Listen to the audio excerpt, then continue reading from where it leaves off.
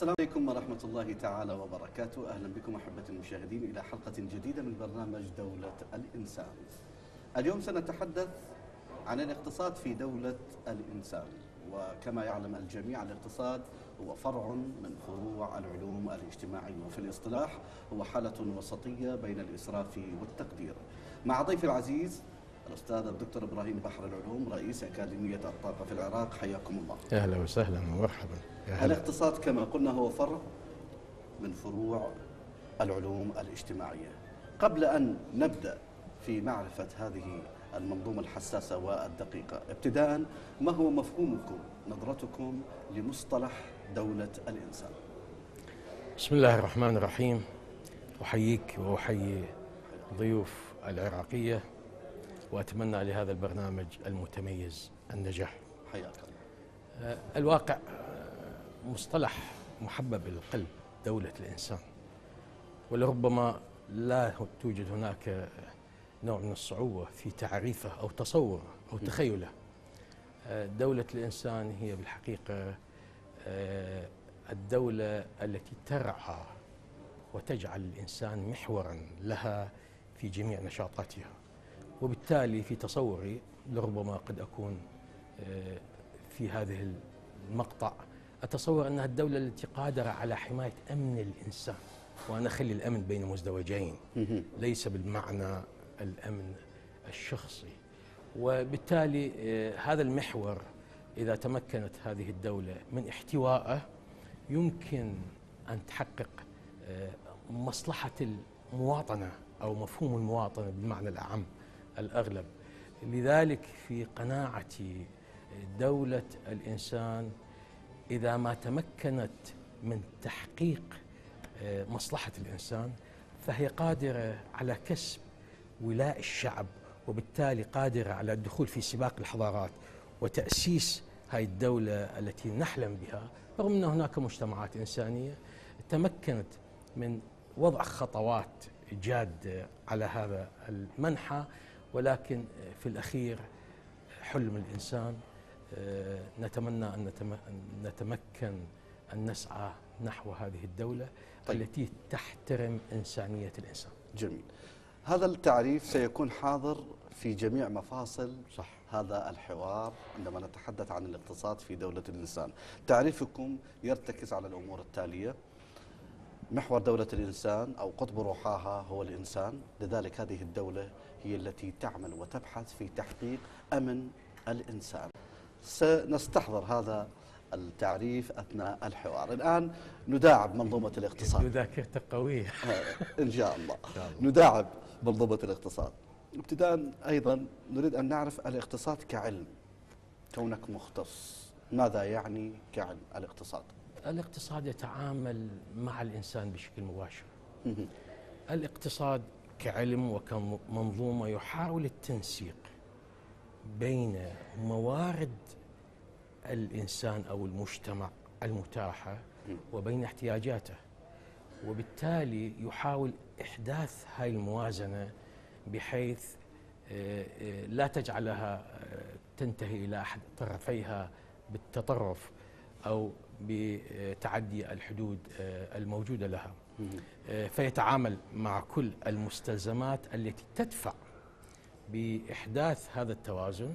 وبالتالي هناك خصوصيات الاقتصاد الجزئي والاقتصاد الكلي الذي يدفع في نهاية المطاف إلى رفاهية الإنسان. طيب، هذا المفهوم الذي ذكرته، الاقتصاد كعلم، متى تبلور ضمن هذه الصيغة؟ هل إنه متبلور منذ القدم، منذ وجود الإنسان، منذ بدأ الإنسان يعي أن هذا الأمر هو يحتاجه فيجب أن ينتجه، أم أنه حديث؟ لا شك لو أخذنا كعلم تبلور طوال الفترات الماضية، ولكن كعلم نتحدث به بهذه الصيغة ويسمى علم الاقتصاد، هذا حديث لربما لا يزيد عمره على قرنين من الزمن. ولكن لو تأخذ العراق كمنظومة تضرب في أطناب التاريخ لتجد هناك سياسات، بعض السياسات الاقتصادية والعلاقات تأسست على ضوءها، وخاصة العراق كان هناك سلطات مركزية ترعى الزراعة والري وما إلى ذلك وطوال هذا التاريخ. ما الذي يقصده؟ حتى هذا العلم لم يصبح اليوم هو مجال ومعيار وحيد. يعني اليوم الاقتصاد يحاول أن يركز على النمو الاقتصادي للبلد، ويحاول أن يعطيك مؤشرات على مسيرة هذا الاقتصاد، ويرى ما هي الآليات التي استخدمت في. طيب، قبل أن ندخل إلى هذه الأعماق، دعنا في المفصل الأول، الاقتصاد كعلم. هناك من يقول أن الاقتصاد كعلم تبلور بعدما طرح آدم سميث كتابه الشهير ثروة الأمم The Wealth of Nation عام 1776، ويجعل من هذا النشر هو منطلقا لوجود علم اسمه علم الاقتصاد. مدى دقة هذه المعلومة كونك مختص؟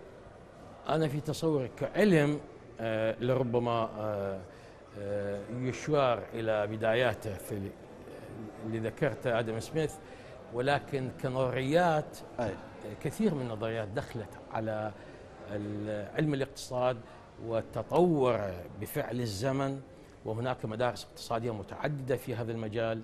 لكن الذي نطمح إليه هو ما هو الاقتصاد المناسب لخصوصيات المجتمعات. جميل.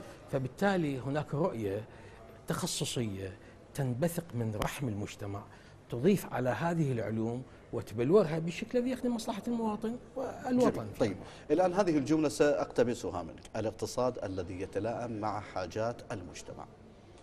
وعندما نذكر هذه الجملة تفتح لنا عدة منافذ. ما هو الاقتصاد الذي يلبي النظرية الاقتصادية الإسلامية، النظرية الاقتصادية الرأسمالية، النظرية الاقتصادية الشيوعية، النظريات الأخرى؟ أنت الآن ضمن راهن الأوضاع الموجودة على سطح الكرة الأرضية، برأيك ما هي المنظومة الاقتصادية التي تراعي احتياجات المجتمع؟ في تصور ما تفضلت به من منظومات نظريات اقتصادية جربت ولها سلبيات ولها إيجابيات.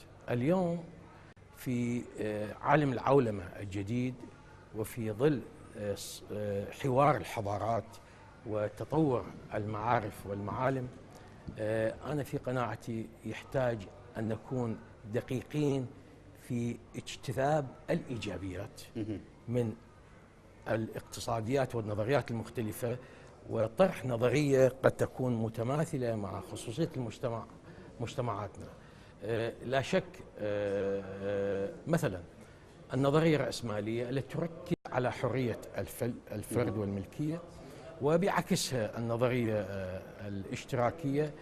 أعتقد العراق اليوم مثلا كبلد، أنا أعطيك مثال، أعتقد العراق كبلد جرب بعض هذه النظريات، وكانت هذه النظريات ليست بالمستوى، لم تعطي النتائج الصحيحة. فمثلا على سبيل المثال القرارات الاشتراكية التي اعتمدت في الستينيات في عهد عبد السلام عارف، قرارات التأميم الاشتراكية، هذه خلاف المصلحة، خلاف الرؤية، خلاف ملكية الأفراد وملكية القطاع الخاص. ففي تلك المرحلة من عام 64 قضي على القطاع الخاص في المنظومة الاقتصادية. طيب، إلى ماذا تريد أن تصل؟ أريد أصل أنه ليس من هذه النظريات الرأسمالية والاشتراكية قادرة على الإيفاء بمتطلبات المجتمع. اليوم ما أريد أن أصل إليه ما هي المنظومة الاقتصادية التي تدفع بالتنمية البشرية باعتبارها إحدى المحاور الأساسية. طيب. حتى الأمم المتحدة في العهد الدولي مالتها التي يعنى بالقضايا الاقتصادية والاجتماعية والثقافية للفرد، اليوم حتى هذه طرحت معايير جديدة. جميل.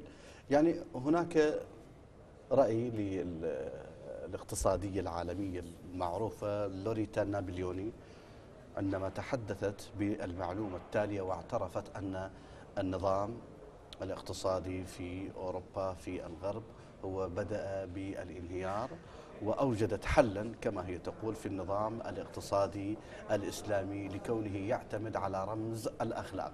هذا جيد، أنا أريد أوسع في أكثر من إطار. نعم.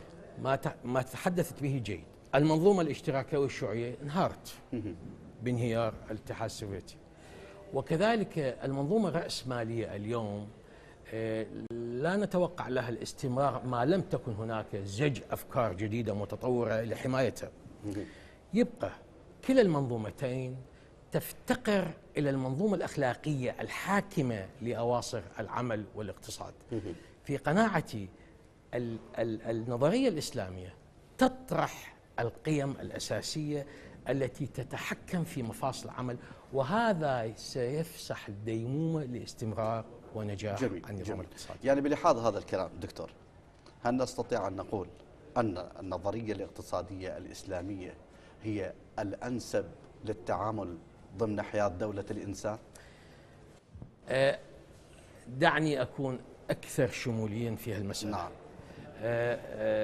القيم الأخلاقية التي نادى بها الدين الإسلامي حاكمة على معظم رؤانا الفاعلة في المجال الاقتصادي، لذلك يجب الأخذ بها كبوصلة لتحركنا، فمتى ما تعديناها أعتقد ستكون هناك نوع من خسارة الحوارات بشكل عام.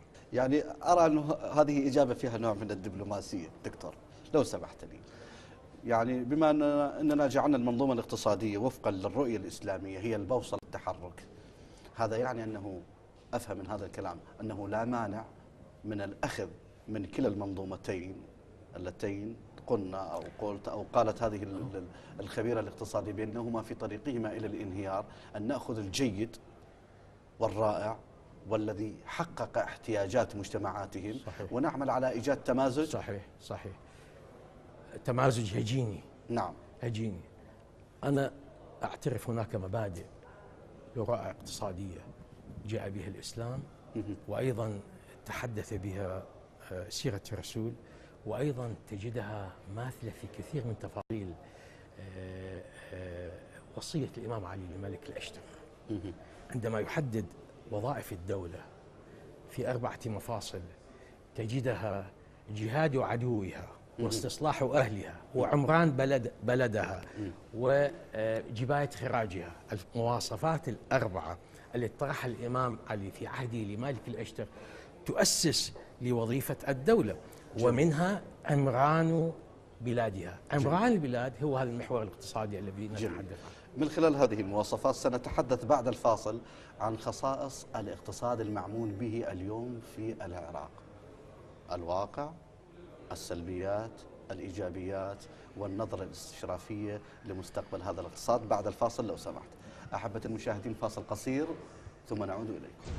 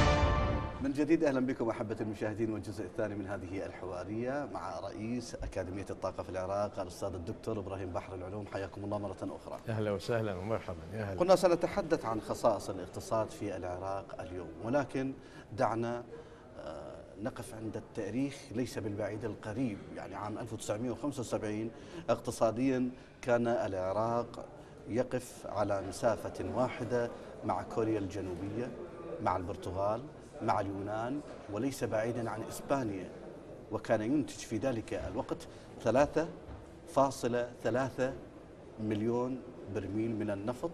واليوم في عام 2013 وهذه السنين ينتج 3.15، ويريد أن يصل إلى 5.5 عام 2017. هذا يعني أننا نريد أن نقف على شيء من المقارنة. جيد. ما الذي استجد من عام 75 إلى عام 2014 في مجال الاقتصاد في العراق؟ جيد. أنا أتوقع أتصور الاقتصاد العراقي لو نظرنا له منذ مثلا الخمسينيات وحتى الآن نظره نجده يمكن تخصيصه إلى 4 مراحل. مرحلة هي مرحلة الاقتصاد الزراعي، ثم تحول بعد ذلك الاقتصاد الريعي، ثم تحول بعد الثمانينات إلى اقتصاد الحرب، ثم بعد التسعينات الاقتصاد المرتهن، ودخلنا بعد 2003 إلى اقتصاديات المرحلة الانتقالية. أعتقد فترة السبعينيات شهدت نوع من الانفجار في الموازنات بفعل زيادة أسعار النفط في 1973، وتمكنت السياسات التنموية في تلك الفترة السبعينيات تحديدا ومن تحقيق بعض الإنجاز في النمو الاقتصادي، ولكن سرعان ما أخفق العراق بدخول الحرب العراقية الإيرانية وخسر امتيازات ومكتسبات فترة السبعينيات. وبالتالي لكن الإشكالية هنا أنت ذكرت في حديثك أسبانيا. جميل. اليوم مثال أسباني لو نأخذ كان يتماثل في 1977 نظام شمولي، وأخيرا دخل منذ تلك الفترة. خلال 30 سنة ماذا حققت أسبانيا من اقتصادياتها؟ أسبانيا لربما عدد سكانها يماثل 40 مليون، ولكن القوة العاملة الناشطة فيها حوالي النصف، مساحتها تقارب مساحة العراق. ولكن الإشكالية الكبرى لو تمكنت من حساب الكفاءة الإنتاجية للفرد الأسباني لأصبحت هي تساوي مجموع الكفاءات العربية في معظم البلاد العربية. جميل. وهذا يعني أن هناك رؤية لتفعيل وتنمية البشرية في المجتمع الأسباني. دعنا نتحدث عن هذه الرؤية اليوم. هل نحن نفتقر إلى رؤية في مجال التنمية الاقتصادية في العراق حتى نواكب هذا المنجز الإسباني الذي ذكرته؟ دعني أستند عليه كمثال، لأننا عام 75 كنا على مقربة شديدة جدا من الواقع الاقتصادي الإسباني. اليوم الرؤية كيف تصفها واقعها؟ كنت أود أن تسبقني بسؤال. التجربة المماثلة التي أود أن أخوض بها وأجعلها دائما ماثلة أمام أعيننا، التجربة الماليزية أقرب إلى التجربة الإسبانية. طيب. باعتبار هناك خصائص متشابهة. مجتمعات، المجتمع الماليزي مثلا يقارب سكان المجتمع العراقي، مساحتهم متقاربة، تعدد العرقي والقومي متشابه، الديانات كذلك، لديه بعض الموارد، النفط والغاز، هناك بعض الإمكانية.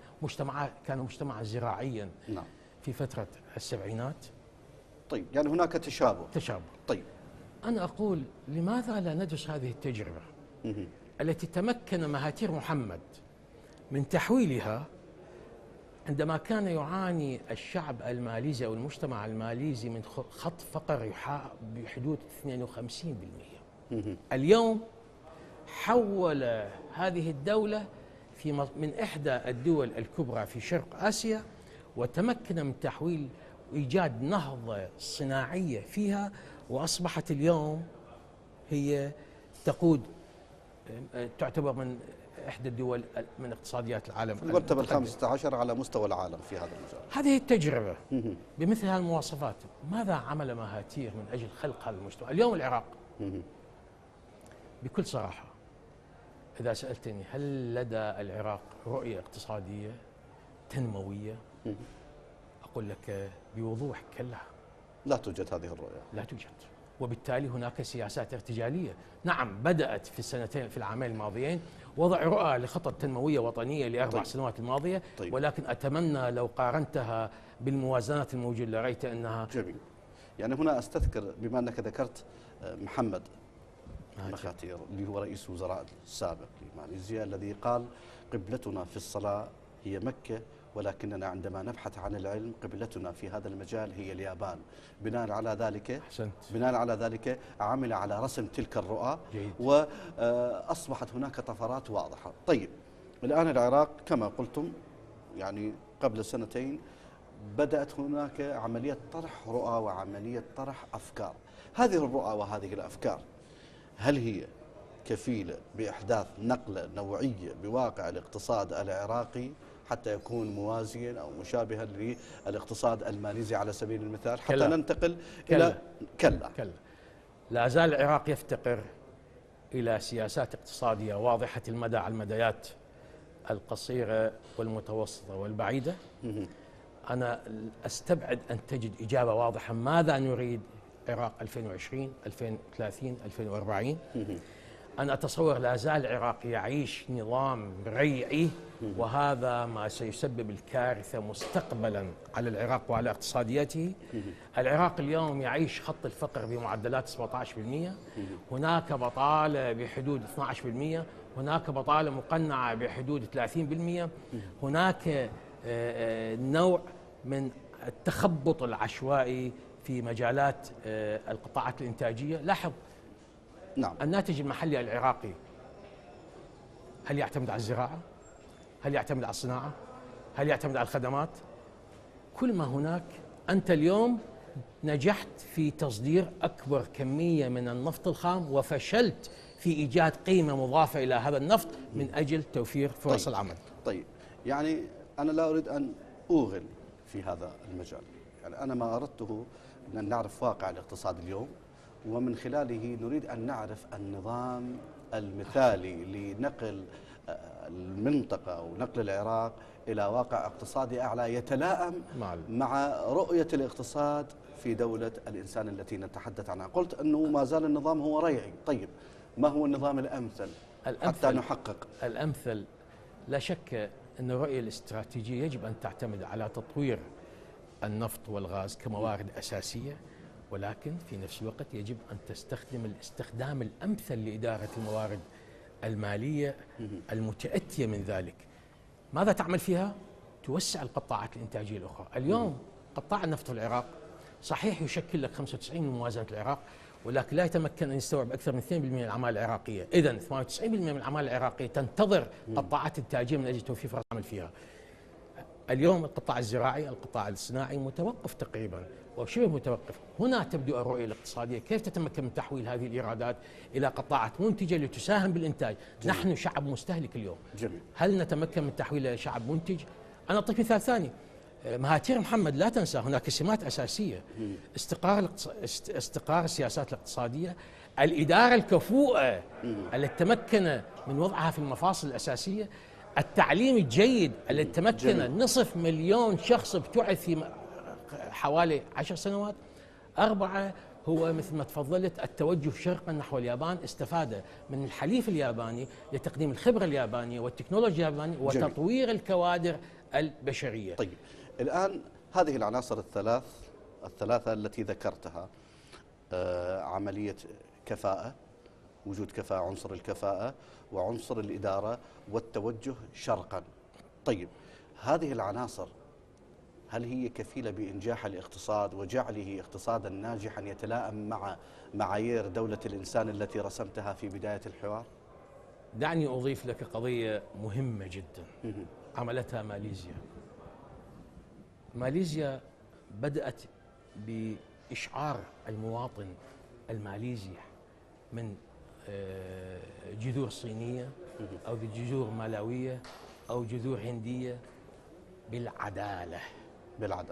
فأصبح هناك عندما ترسم السياسات التنموية هناك نوع من دعم الشعب من الطبقات الوسطى والطبقات الفقيرة لها، وهناك دعم سياسي من الكتل السياسية للخطط الاقتصادية. لذلك استقرت السياسات الاقتصادية من خلال وجود الدعم الشعبي ووجود الدعم السياسي. نحن اليوم نفتقر إلى ذلك. لا زال هناك فجوة كبيرة بين قيادة الدولة في المجال الاقتصادي وبين الشعب. طيب. وهناك أيضا عدم توافق بين الكتل السياسية على مجمل. نحن ماذا نريد؟ نريد في العراق اليوم أن نبحث عن سياسة اقتصادية تحقق رفاهية المواطن وفي نفس الوقت تحقق من انخفاض خط الفقر والبطالة. جميل. جميل. يعني قبل قليل ذكرت بأننا دولة مستهلكة. نعم. دولة مستهلكة. يعني أفهم من هذا أنه الاقتصاد الناجح في دولة الإنسان هو الاقتصاد القائم على إيجاد فرد منتج. فرد منتج، كفاءة إنتاجية. طيب، وليس فقط الإنتاج في مجال واحد. يعني هل نستطيع أن نقول أنه إنتاج أفقي في مجال الزراعة، في مجال الصناعة، في مجال العلوم، في مجال النفط وما إلى ذلك، لا نعتمد على مورد واحد؟ أنا أقول عرفنا دولة الإنسان بأنها الدولة التي تحمي الإنسان وتحمي أمن الإنسان. ما هو أمن الإنسان؟ أمن الإنسان الأمن الغذائي، الأمن الصحي، الأمن الثقافي، الأمن البيئي، الأمن المجتمعي، الأمن السياسي. هناك منظومة يجب أن تضع الدولة في برنامجها هذه المنظومة وتفعيلها من أجل وضع المهددات التي تهدد الإنسان: الجهل، نعم، الفقر، المرض، التلوث، الانقسام المجتمعي، القمع السياسي. هذه كلها مقابل هذه إذن نحن بحاجة أن نأخذ معايير جديدة، وهو معيار التنمية البشرية. طيب، يعني هذا المصطلح لربما يبدو سهل بسيط عندما تقول نحن بحاجة إلى معايير جديدة. هذه المعايير من أين تولد؟ أليس أن المعايير تولد من رحم التجربة؟ فإذا كان لديك أنت اعتراض على ذات التجربة، فكيف تستطيع تجربة ما زالت وليدة، تجربة ما زالت هناك المظاهر السلبية فيها كثيرة كما قلت، تستطيع أن توجد لي معايير جديدة للنهوض بالواقع الاقتصادي؟ لا، ليس هناك صعوبة في هالمجال. نعم. اختر القيادة المناسبة لوضع رؤية اقتصادية، ثم حولها إلى تخطيط استراتيجي، ثم نفذها بأدوات كفؤة قادرة على تنفيذ هذه الخطة كما فعلت الشعوب. اليوم لننظر إلى الهند والصين، هذه الشعوب المليارية حققت رغم التعددية والمشاكل الموجودة فيها المجتمعية، ولكن نجحت في أن تصبح الهند اليوم الدولة الأولى في تصدير تقنيات البرمجة، والصين الدولة الأولى في الهاردوير، وبالتالي التنين الصيني اليوم تستشرف مستقبله وأصبح في العراق. نعم. طيب، بعد الفاصل دكتور لو سمحت لي سنتحدث عن مبادئ الاقتصاد الناجح. هل هي المبادئ الإسلامية؟ ومدى قربها من مبادئ الاقتصاد في دولة الإنسان التي ترسمها أنت. بعد الفاصل إن شاء الله. أحبة المشاهدين، فاصل قصير وأخير ثم نعود إليكم.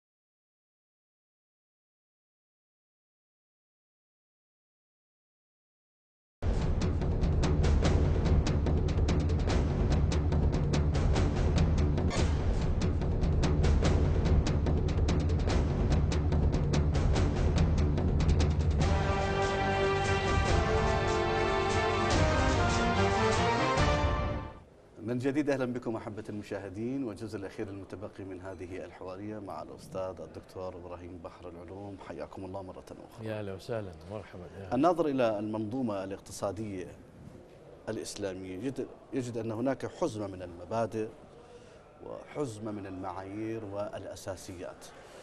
ابتداء، هل أن هذه المبادئ هي كفيلة بإيجاد المخرج من كافة الأزمات الاقتصادية في الواقع المعاش اليوم؟ أنا لا أدعو للإطلاق، ولكن هذه المبادئ أتصور تدفعنا إلى تهجي الآليات المطلوبة والوسائل المستهدفة للحلول على المشاكل. عندنا هناك مشكلة الفقر، هاي إحدى المشاكل الأساسية التي نتحسس هناك مبادئ ورؤية واضحة. أنت لاحظ في وصية الإمام علي إلى مالك الأشتر أنا أؤكد على ذلك، لأنه اعتبرت الوثيقة الاجتماعية في الأمم المتحدة التاريخية باعتبارها رصدت مؤشرات التنمية البشرية قبل 1400 سنة. يقول: وليكن نظرك، يخاطب الإمام علي مالك الأشتر، وليكن نظرك في عمران البلاد قبل خراجها. التفت: وإذا عملت العكس أي أهملت هذا العمران ورؤية والتنموية الموجودة، أهلكت البلاد، خربت البلاد وأهلكت العباد، وسوف لن يستقيم لك الأمر. هذا مضمون وصية الإمام. الواقع هكذا، هناك رؤى جيدة، مبادئ جيدة، وهناك في التاريخ الإسلامي. نعم. طيب، يعني الذي يبحث في المنظومة الاقتصادية الإسلامية يجد أنها ترتكز على مبدأين أساسيين. المبدأ الأول أن المال هو مال الله، صح. والمبدأ الثاني أن الإنسان مستخلف فيه. هذا يجعلنا نرسم خطا مستقيما رابطا بين هذا المعنى وبين المعنى الذي ذكرته أنت ابتداء للاقتصاد في دولة الإنسان أو لدولة الإنسان عموما. أن النظام الاقتصادي في الإسلام هو يتمحور حول الإنسان وعملية تخفيف المعاناة، لذلك جعله مستخلفا على هذا المال. اليوم يعني درجة القرب من هذا المعنى ميدانيا وسلوكيا، وثانيا الاقتصاد في دولة الإنسان هل يناغم هذه المبادئ التي ذكرناها؟ كلا، وبكل وضوح. أقولها صراحة، اليوم درجة الفساد العالية التي يحويها المرحلة الانتقالية التي نعيش فيها تجعلنا بعيدة كل بعد عن الرؤية التي تحدثت بها، رؤية حماية الإنسان وأمن الإنسان. اليوم في قناعتي منح العراق إمكانيات هائلة مالية ومنح عناصر بشرية، ولكن فشل في تحشيق الثروة الطبيعية والثروة البشرية في إيجاد منظومة تهدف إلى رفاهية الإنسان. ما نريده اليوم هو لا زالت هناك درجة فساد عالية وهدر في المال العام، وبالتالي يعتبر العراق من ضمن الدول الأكثر فسادا، وهذا جاء بسبب سياسات غير ناجحة، سياسات رسمت بفعل المحاصصات. طيب، ألا ترى أن المسألة لا تتعلق بأسباب أولدها العقد الأخير، إنما الأسباب هي أسباب تتعلق بنسق اجتماعي يمتد إلى وجود الأنظمة الشمولية؟ صحيح. هناك أخطاء تراكمية كبيرة، قسم توارثناها من فترة قبل 2003، وقسم صنعناها بأنفسنا من جراء عدم معرفتنا بإدارة الأمور، وبالتالي ما يراه المواطن العراقي لا يتحسس أن هذا العراق بإمكانياته الكبيرة والثروة الكبيرة لا يتمكن حتى الآن من توظيف وتوفير المستلزمات الأساسية للعيش بكرامة في العراق. بعد 10 سنوات من التجربة لا زلنا نجد أن هناك كثير من الفقدان في الرؤية تجعلنا بحاجة إلى إيجاد رؤى هادفة ذات مبادئ وذات وسائل في المسائل الاقتصادية المتعددة إن كان في الإسلام. عذرا دكتور، يعني أنا عندما تحدثت عن النسق الاجتماعي أريد أن أصل إلى هذه النتيجة، أنني عندما أريد أن أصل إلى اقتصاد ناجح لابد لي أن أفهم ابتداء المجتمع الذي أريد من خلاله أن أبني اقتصادا، والمجتمع من خلاله أريد أن أتحدث عن بناء فرد. الفرد الموجود اليوم هل هو فرد يعي حقيقة التغيير الذي يجب أن يكون؟ هل استطاع أن يتخلص من الأورام والموروثات التي أوجدتها ماكنة الأنظمة الشمولية السابقة؟ أحسنت، أنا آسف لربما أجبتك بطريقة مخالفة للسؤال اللي طرحته. في تصوري هناك تغييرات سياسية واقتصادية واجتماعية طرأت على العراق بعد 2003، ولكن التغيير المهم الذي يجب أن نتزامن به هو تغيير الإنسان العراقي. هناك عملية بناء ضرورية لهذا الإنسان، إن الله لا يغير ما بقوم حتى يغيروا ما بأنفسهم. هذا التغيير قد يكون تدريجي طويل الأمد، ولكن لا زال بحاجة الموروثات القديمة من النظام الشمولي الدكتاتوري دفعت بهذا الإنسان العراقي أن يفقد الكثير من القيم الأخلاقية المطلوبة لإنشاء مثل هذا المجتمعات. ولكن أعود وأقول كثير من المجتمعات كانت تعاني من هذه المسألة. علينا بالدفع باتجاه بالمجتمع المدني القادر على تحجيم هذه المشاكل. نعم. من أجل بناء رؤية اقتصادية قادرة على تحقيق دولة الإنسان. نعم. يعني عندما نبني إنسانا واعيا يعي حقيقة المال العام ويعي حقيقة أن المال يجب أن لا يبذر ولا يتم الإسراف فيه. يعني عندما نأتي إلى فرد في الحضارة الأوروبية على سبيل المثال ويقف عند البقال، هو يكتفي بقطعتين من البطاطا على سبيل المثال، اكتفاء، لكنه لا يأخذ الثالثة، يقول الثالثة هي من استحقاق الآخر الذي سيأتي بعد. هذا يعني أن هناك وعي. يعني أنت ترى أن هذا الوعي هو أيضا يساهم في بناء المجتمع وبناء الاقتصاد. بالعكس، أنا أقول دعونا نعود إلى التجربة الماليزية. من إحدى مهام نجاح التجربة الماليزية أخلاقية العمل كان. لذلك ضمن عملية التطور التكنولوجي التي حدثت رسخت مفاهيم وقيم جديدة، ما يتعلق بالإخلاص للوطن، ما يتعلق بالتماسك في العمل، ما يتعلق بالإتقان في العمل. هذه كلها مفاهيم خلقت من الإنسان قادر للنمو وزيادة الكفاءة الإنتاجية. بالتالي أعتقد هذه المنظومة القيمية هي أساسية لاستكمال بقية المنظومات من أجل إنتاج فرد كفاءة الإنتاجية العالية. يؤسفني أن أقول لك اليوم العامل العراقي يصرف على لا يقل عن 42 ساعة باليوم بالأسبوع، ولكن كفاءته في العمل لا تزيد عن ساعتين. جميل. يعني دعنا نلملم أطراف الحوار بما أننا نعيش في دقائقه الأخيرة، حتى يكون الاقتصاد الموجود حالي هو ملائما للاقتصاد الذي ترسمه أنت في دولة الإنسان. ما هي خارطة الطريق التي ترسمها له؟ الاقتصاد الهادف أعتقد التي يتمكن من تحديد هوية ما هو دور الدولة في مجمل الاقتصاد. هل إنها تتدخل في كل الشؤون؟ هل بإمكاننا أن ننشئ شراكة مجتمعية بحيث ينشأ هناك قطاع خاص يتمكن أن يرفد الدولة بالقطاع العام، أو نترك الأمور لأن تحتكر الدولة كل موارد وبالتالي قد تكون دافع للاستبداد والدكتاتورية؟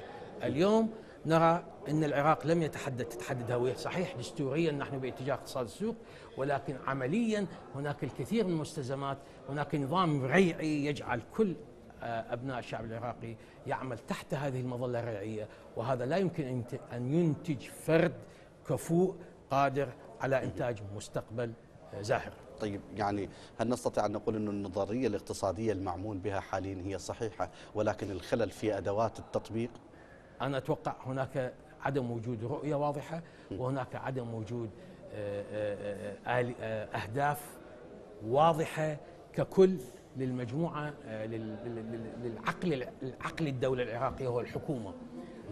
هناك يجب أن تفرض سياسات تقرر من قبل المجلس النواب، ثم تقوم الحكومة بتنفيذ هذه السياسات من قبل أدوات كفؤة قادرة على تحقيقها والوصول إلى نتائج ممكنة بفعل الثروات موجودة في العراق والاستخدام الأمثل لها.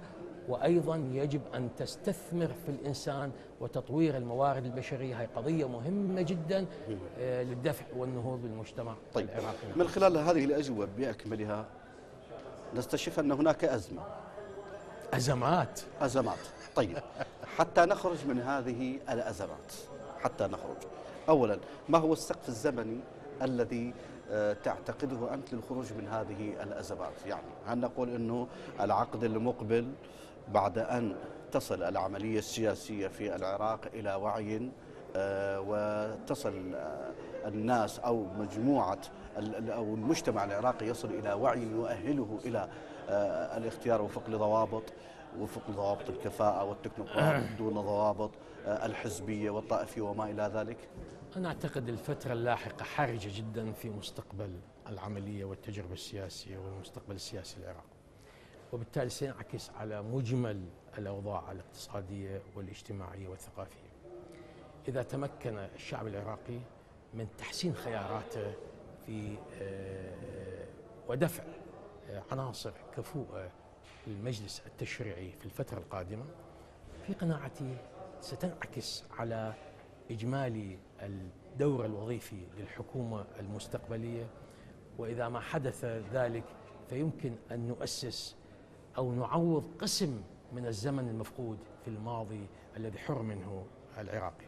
إذن هناك أمل، ولربما الحلقة القادمة هي الفرصة الأخيرة للشعب العراقي فيما إذا تمكن من إنجاح تجربتي أو فشلها، وبعكسها سيكون الخسارة للجميع. الفرصة أمام المواطن العراقي هو اليوم للمشاركة السياسية واختيار الأفضل والأكفأ لهذا المجلس النواب الذي يمكن أن يصبح هو المظلة التشريعية إذا أصلح ما سواه. إذن المسألة أو الحلقة الأكبر هي بيد الشعب العراقي وباختياره للكفاءات التي تستطيع رسم هذه الرؤى التي ذكرتها. ختاما عن الاقتصاد في دولة الإنسان، يعني هذا الاقتصاد شكله، مضمونه، رؤاه كيف هو حتى نخرج بعصارة نعطيها للسيد المشاهد؟ اليوم المواطن العراقي يبحث عن وضع تأمين صحي ملائم، يبحث عن معيشة لائقة يتوفر فيه السكن، يبحث عن تعليم جيد.